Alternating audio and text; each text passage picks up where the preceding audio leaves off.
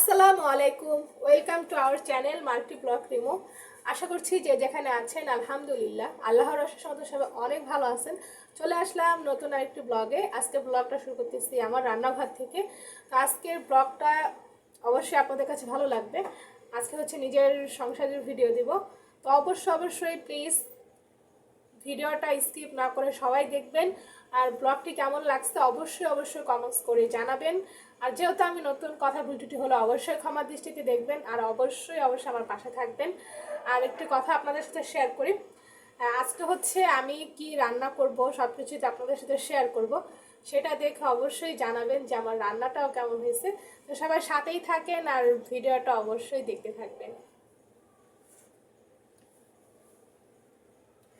আমি হচ্ছে একদমই মানে ভাত বসানো থেকে আজকে আপনাদের সাথে ব্লগ শেয়ার করতেছি।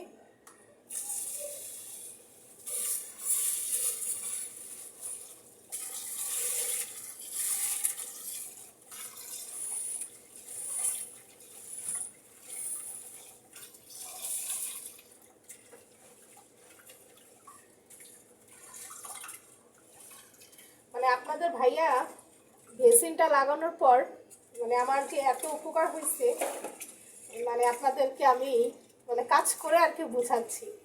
মানে অনেক সুবিধা হয়েছে, কারণ এতদিন হচ্ছে আমার বেসিন ছিল না। আর বেসিন না থাকার কারণে আমার হচ্ছে কাজ করতে অনেক কষ্ট হয়েছে, সত্যি কথা। কারণ এখন হচ্ছে যেহেতু আমার বেসিন আছে, দাঁড়িয়ে কাজ করতে অনেক পছন্দ করি।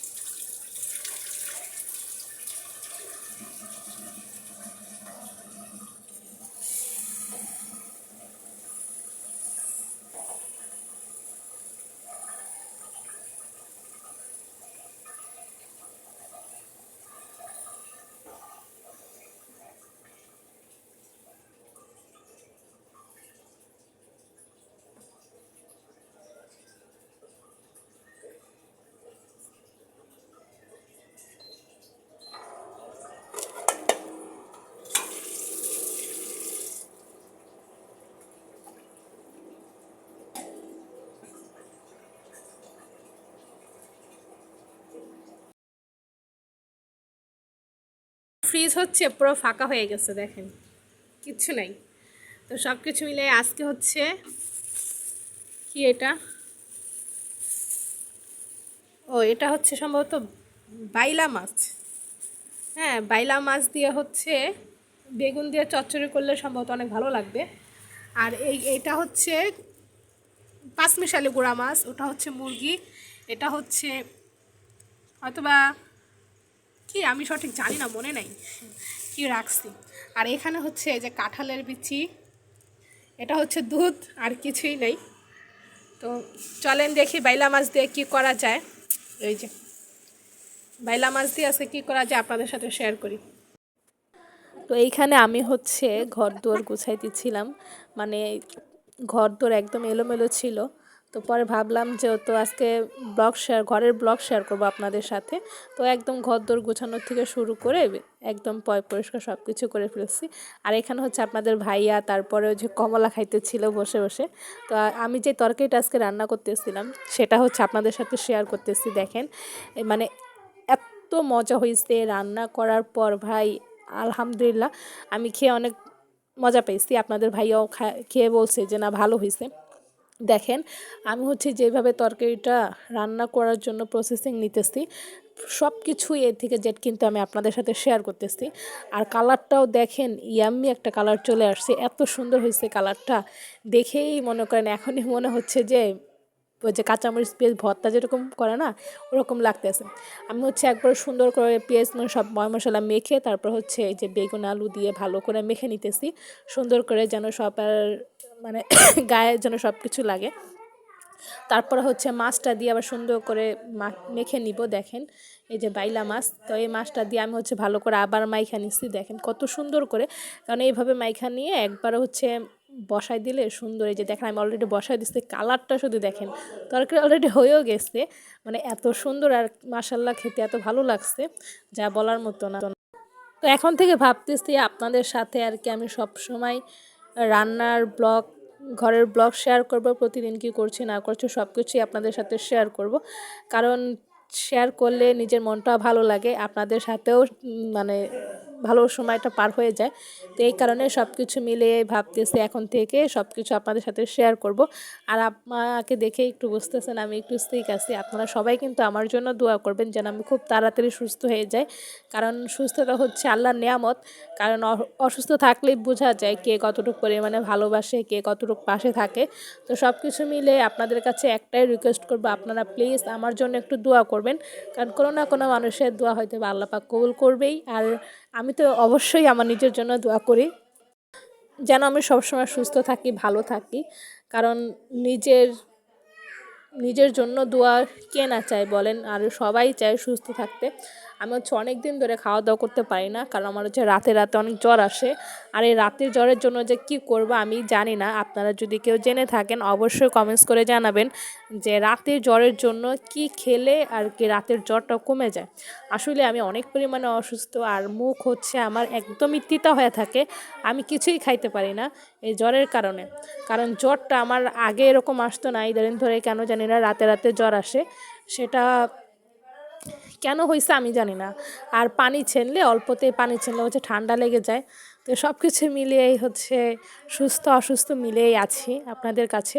তো এখন থেকে চেষ্টা করব সব কিছুই আপনাদের সাথে শেয়ার করার জন্য।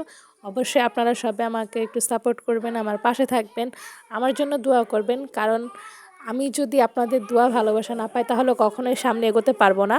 তাই আমি চাই আপনাদের দোয়া ভালোবাসার সাপোর্টে একটু সামনে এগোতে। তো সবাই হচ্ছে ভালো থাকবেন, আমার জন্যও দোয়া করবেন, আমিও আপনাদের জন্য দোয়া করব। আর প্লিজ পুরো ভিডিওটা স্কিপ না করে দেখতে থাকবেন।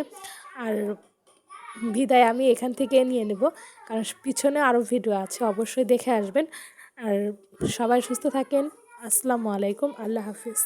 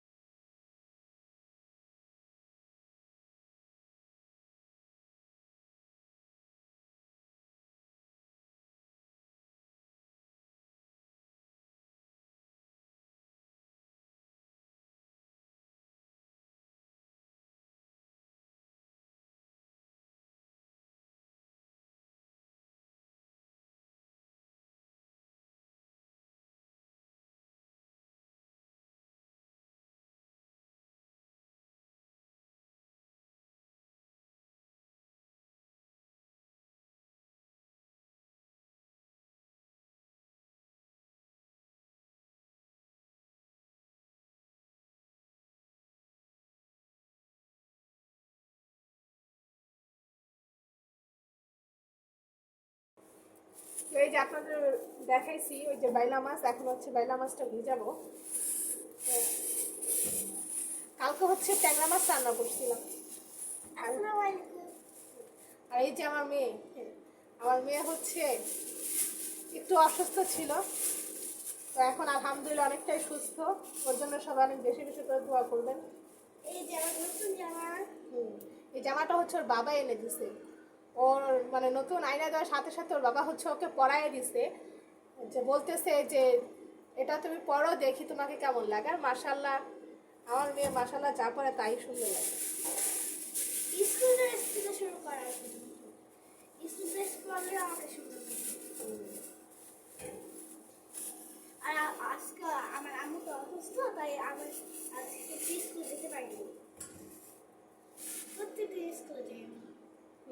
চট্টগ্রাম গিয়েছে। আর আমার বোন তো একটা সুন্দর পরি আছে। এই যে টানটান আছে।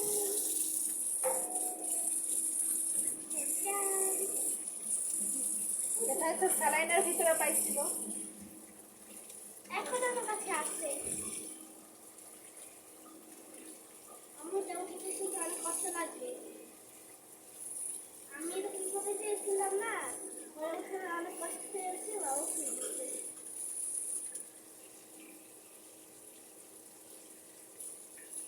আমরা মাঠে নেই, আমাদের ফিরে রাখতে হবে না, এখানে পানি ডুবিয়ে রেখে দিল।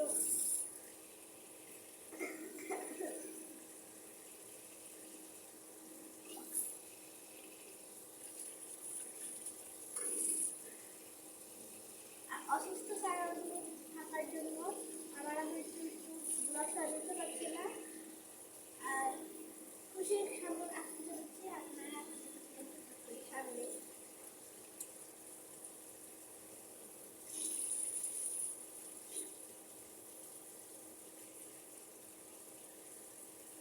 আর হচ্ছে আমার আম্মু তো কালকে লিখে দিয়েছে, কালকে